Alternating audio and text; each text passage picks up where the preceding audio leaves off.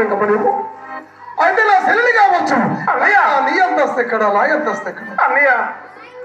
ఏంటని మాట్లాడుతుంటే ఒక పూట బస్సు తాగు బిల్లు తాగుతళ్ళు ఒక ఎంత ఒక దున్నపోదు సంక్రమణ కాస్తని పోలేని ముఖానికి భోజనం పోలేదే.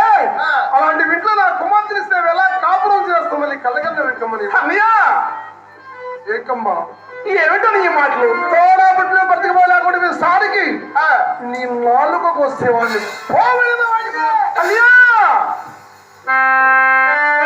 నెట్టి వేశాడు. వెంకమ్మ కింద పడిపోయింది. కన్నీరు పెట్టుకొని అన్నయ్య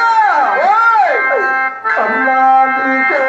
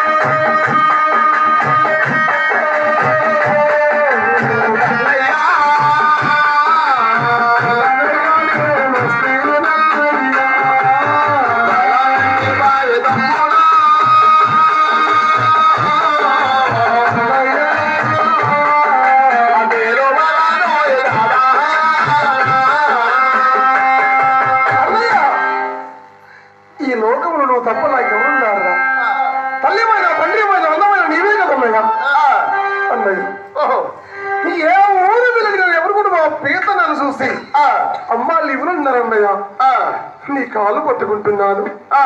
నీ కుమార్తె నా కుమారుడికి వల్లయ్యా. ధనము కావాలా బంగారము కావాలా నీ ఇంట్లో ఏమి కావాలో నీకు కావాల్సిన వస్తువులను తీసుకువెళ్ళు ఇచ్చి పంపిస్తా. నా కూతురు గురించి మాట్లాడితే నరికి వేస్తా. పోగలదు బయటికి అన్నట్టు వేస్తున్నాడు. వెంకమ్మకి కోపం వచ్చేసింది. వెనక్కు తిరిగి ఏమిట్రా ఇందాన్ని చూస్తున్నాను మరి అన్నా పేదకుంటుంటారా?